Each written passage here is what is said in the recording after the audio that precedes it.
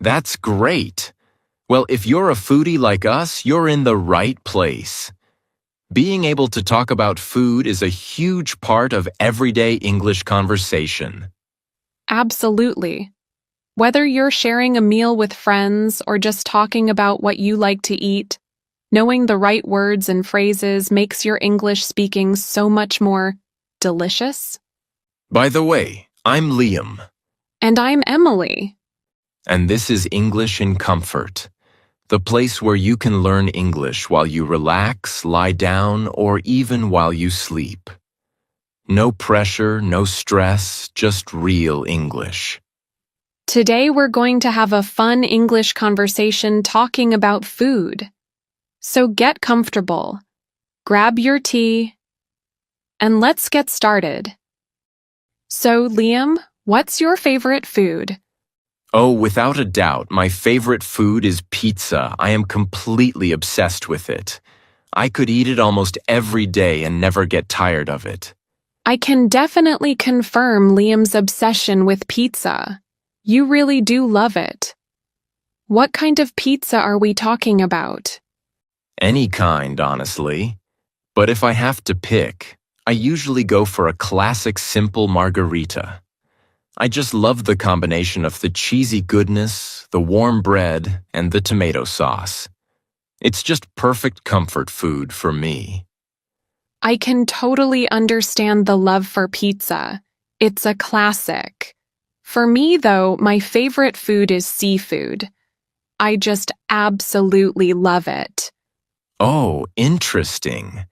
What kind of seafood are we talking about, like fish or something else? I love all kinds, actually, but if I had to choose, I'd say fish, like fresh grilled fish, or maybe some delicious shrimp. I just love the fresh taste of the ocean, and it feels light and healthy. I also really enjoy going to a restaurant by the sea and having a big seafood platter. That sounds amazing. How often do you eat your favorite food? Well, first, could you quickly explain what we mean by how often for our listeners? Oh, great question, Liam. How often just means how many times you do something. So it could be once a week, twice a month, or maybe even every day. Thanks for clarifying. So for me, with pizza, well, I'd say I eat it maybe once or twice a week. There's this fantastic pizza place really close to where I work, and I just love ordering from there when it's my lunch break. But sometimes, if I'm with coworkers, we'll order something else to share, to mix it up. So it's a regular treat for you during the week. Definitely. So, how often do you eat seafood? Well, surprisingly, not that often, actually. Even though I love it, I'd say I eat it maybe once every 2 weeks, or sometimes even less. Oh, really? Why is that? I guess it's because, well, fresh seafood can be a bit more expensive, and sometimes the preparation takes a little more time than just throwing a pizza in the oven. I usually save it for a special dinner or when I go out to a nice restaurant. It makes it feel like more of a treat when I do have it, you know? That makes sense. So even for your favorite food, it's not an everyday thing. Exactly. It's about enjoying it when I do. Okay, we've talked about our favorites. Now let's talk about the opposite. Emily, what's your least favorite food? Is there anything you really don't enjoy eating? Oh, that's an easy one for me. My least favorite food is definitely green peas. I don't like the texture, and the taste isn't my favorite either. I always try to avoid them if I can. Green peas, huh? That's interesting. For me, my least favorite food would have to be green beans. I have the same issue, actually. The texture just isn't for me, and they always taste a little grassy. I don't know how to describe it. Grassy. That's a good way to put it. So it seems like we both have a slight dislike to green things. And you know what's funny, Emily? Our favorite foods are seafood and pizza, and our least favorite foods are both vegetables. What does that say about us? I don't know, but it's definitely a funny coincidence. Maybe we just need more practice eating our veggies. Right, so Emily, what do you usually eat in a week? Well, for us, my family and I absolutely love pasta.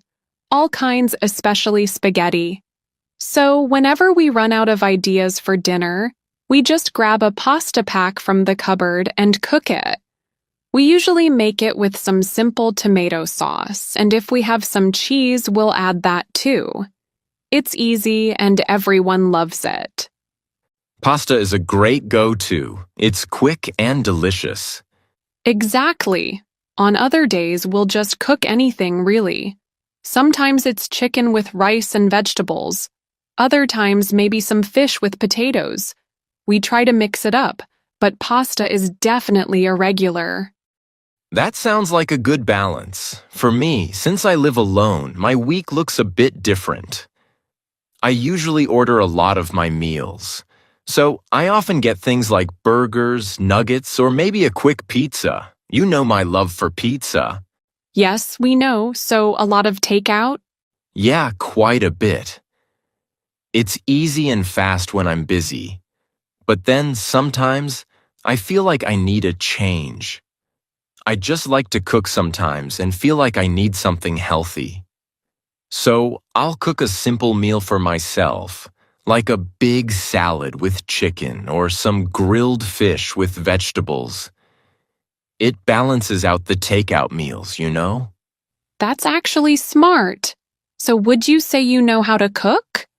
Well, I definitely know how to cook, yes. I've gotten quite used to it, and I've kind of gotten better since I started living alone. When you don't have anyone else to cook for you, you learn quickly. That's true. Necessity is the mother of invention, as they say. So you've gained confidence in the kitchen. Absolutely. I can make a good number of dishes now, nothing too fancy, but enough to feed myself well. What about you, Emily? Are you a fan of cooking? I actually love cooking. For me, it's really relaxing and very satisfying to try new things and experiment with recipes. I totally get that feeling. It's rewarding. It really is. But I have to admit, sometimes disasters may happen, you know? Like, I'll try a new recipe, and it just doesn't turn out right at all. Maybe too much salt, or something burns. Oh, I've had those days too. But that's okay, because we learn, right? You try again, or you find a new recipe. So yes, I love cooking, even with the occasional kitchen adventure. We've talked about a lot of things concerning food, but I just realized we forgot to talk about something very important. Snacks. Do you love snacks, Liam? Oh, I love snacks. How could we forget to talk about them? I know, right?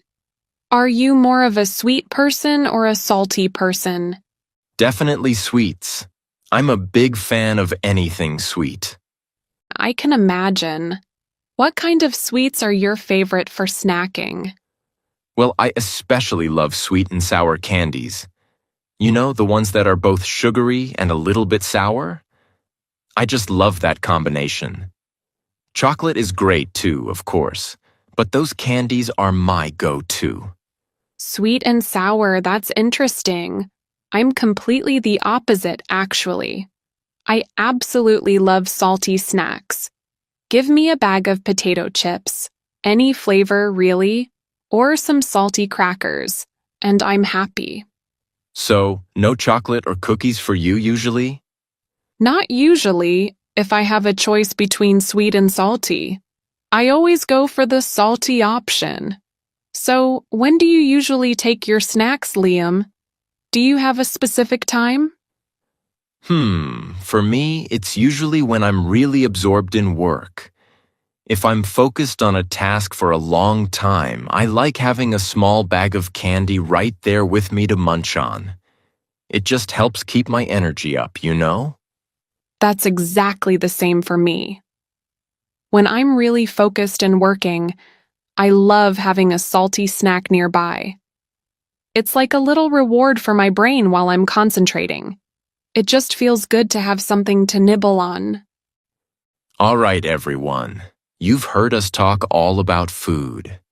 Now it's your turn to practice your English speaking skills.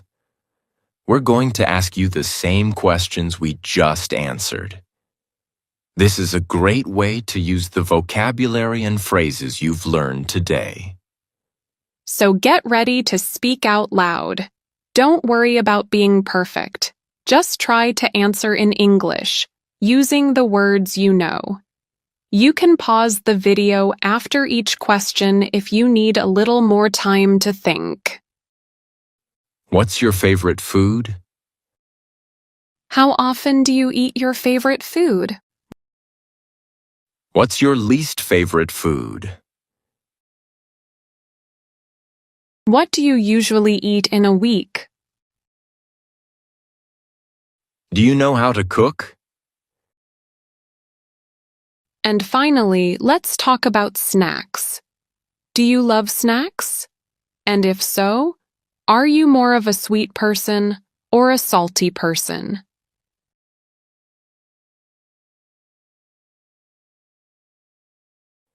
Excellent work, everyone. The more you practice speaking about everyday topics like food, the more confident and natural your English conversation will become. All right, everyone, that brings us to the end of our delicious episode all about talking about food in English. We've had a great conversation. We really hope this episode has given you lots of new vocabulary for food and useful phrases to make your English conversation about this fun topic much easier and more natural. Tell us in the comments below. What's your favorite food? And how often do you eat it? For more practical English listening and speaking practice, exciting everyday English phrases, and episodes designed to boost your English fluency, make sure to subscribe to English in Comfort wherever you listen to podcasts. Thank you so much for letting us be a part of your learning.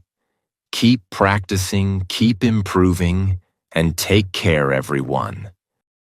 Time to go over some useful words and phrases that came up today. Let's break them down for you.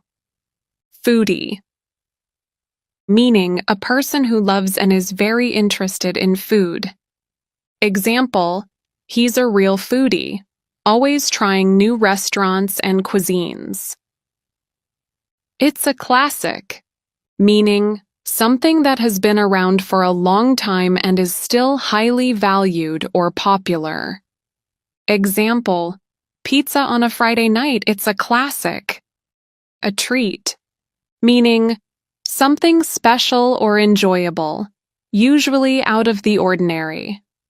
Example, a chocolate cake after dinner is always a treat. Veggies versus vegetables. Veggies is a casual, shorter term for vegetables. We often use veggies in informal conversations. Vegetables is the more formal word. Example, I like to eat veggies like carrots and broccoli, but my favorite vegetable is spinach. Run out of, meaning to have no more of something. Example, we ran out of milk, so I need to go to the store.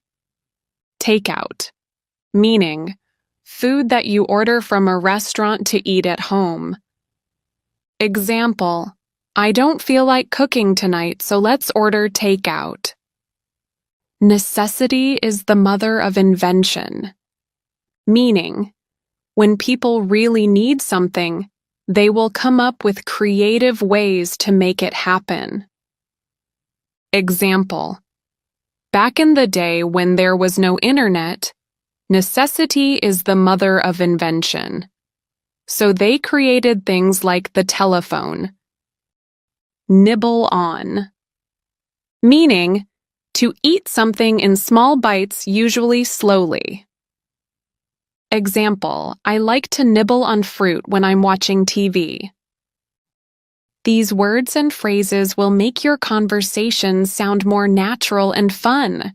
Thanks for listening. Today, we've collected every trick, exercise, and tool to help you remember words better. Whether you're a beginner or have been learning for years, these tips will help. So get comfortable, grab your tea, and let's get started. Okay, let's dive into our first method, learning words in context. Now, if you're new to this, context might sound like a complicated word. It's not. Learning words in context means never studying them alone. Instead, you learn them inside sentences, conversations, or real-life scenarios. Think of context as the situation or story around a word. It's like, if I say the word bank, you might picture a riverbank or a place to keep money. But if I say, I need to deposit my paycheck at the bank, suddenly the meaning is crystal clear, right? Right. Our brains are wired to remember stories and experiences better than random facts.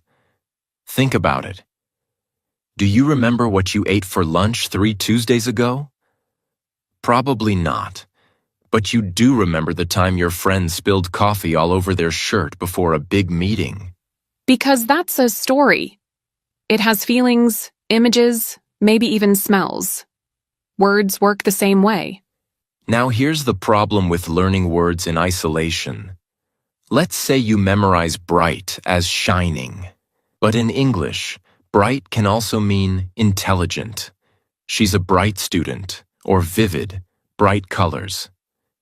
Without context, you'll miss these nuances, and that's where confusion happens. This is why translating word for word often fails. For example, in some languages, the word for cold only describes temperature. But in English, cold can mean, it's cold outside, which is about the weather. She gave me a cold stare, which means she was unfriendly. I have a cold means I am sick. If you learn cold alone, you'll struggle to understand these different uses. So, how do we fix this? Simple. When you find a new word, write down the whole sentence you found it in.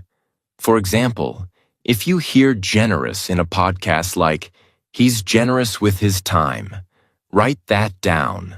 Don't just write generous means kind. Make your own sentences. They don't need to be perfect. Even something silly like, my cat is generous with her fur. It's all over my couch.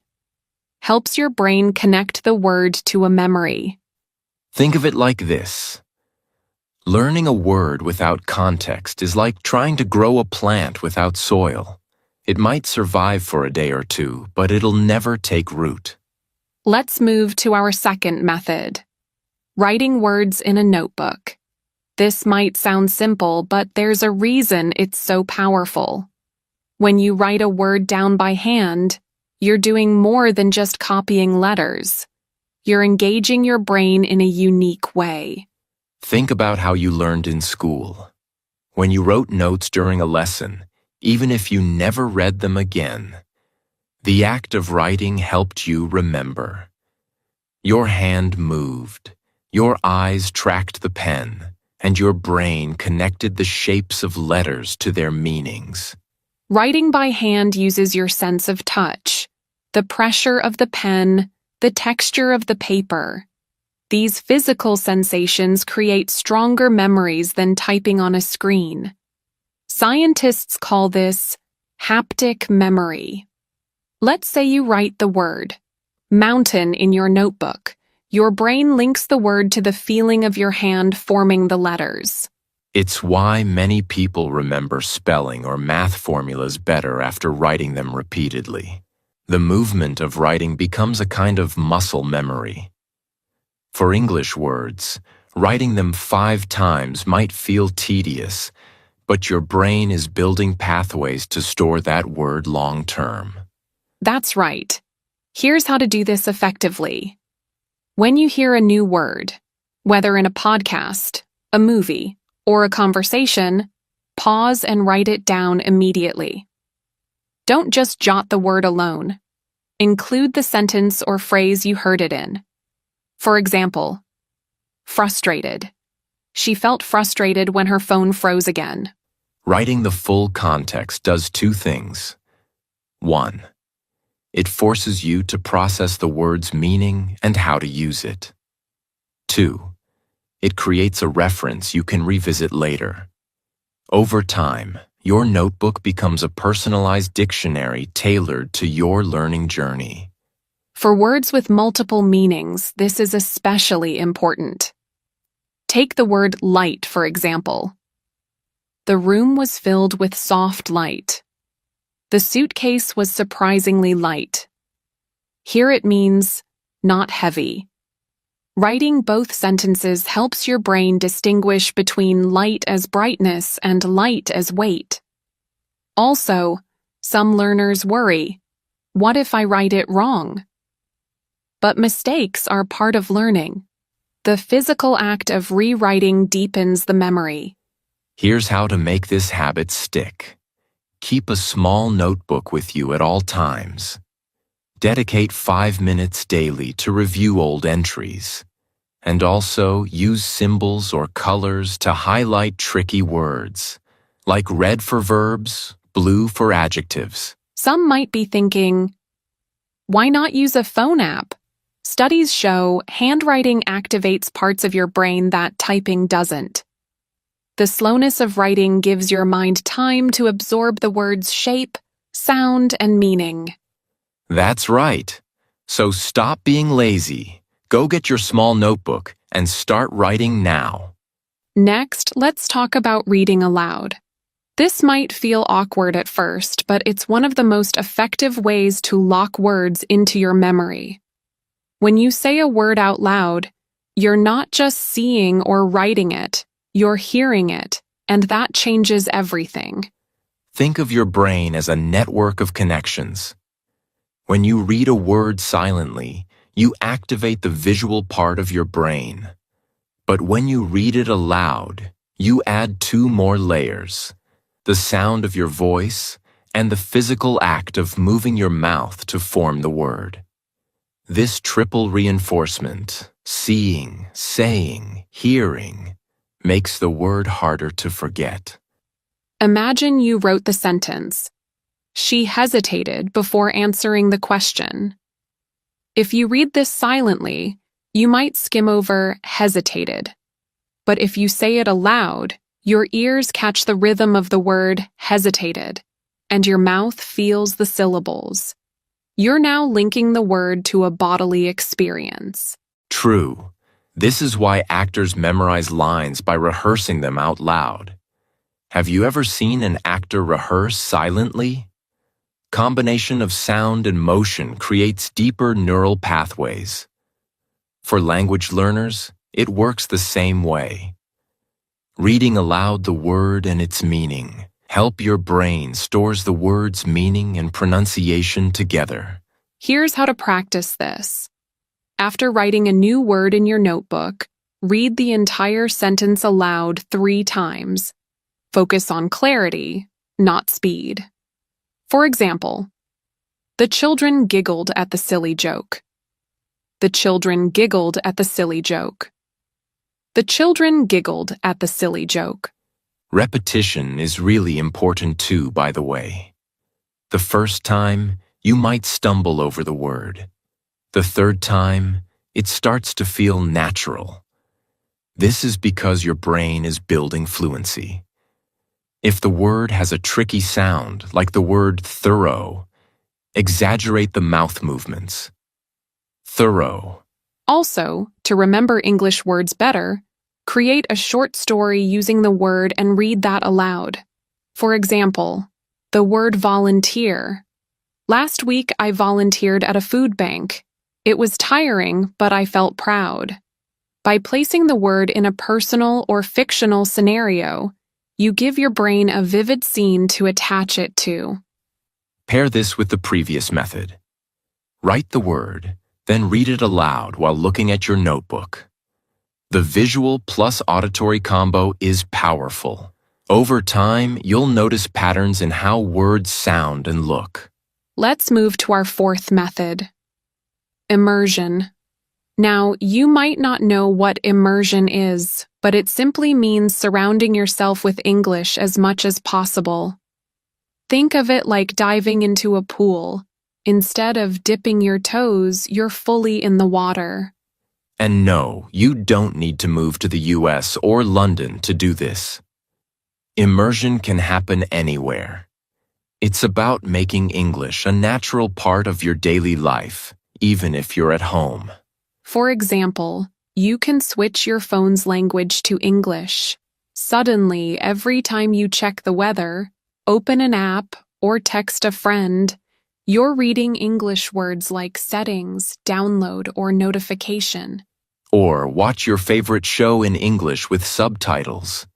You'll hear how words are used in real conversations. To make it fun, you could even create an English-only zone for 30 minutes a day. During this time, only English allowed. You only write, watch, or think in English. No translating. So, why is immersion important if you want to remember words easily? Why does this work? 3 reasons. 1. Frequency. The more you see and hear a word, the deeper it sticks. If you read schedule on your phone, hear it in a podcast, and use it in a work email, your brain thinks, this word must be important. 2. Context everywhere. Immersion lets you learn words organically, naturally. You'll discover charge means battery power on your phone, payment in a store, and responsibility in a work meeting, for example. 3rd, no translation. When you immerse yourself, you start thinking directly in English. Instead of translating from your language, you'll reach for the English phrase faster. Doesn't mean you have to complicate things and do everything at once, though. Start small and choose 1 or 2 immersion habits like label objects in your house with sticky notes, mirror, window, fridge. Every time you pass them, say the word aloud. It's simple, but it trains your brain to link the object to the English word, not your native language. The key is consistency. Even 20 minutes a day of English-only time, like reading news headlines or journaling about your day, builds a habit.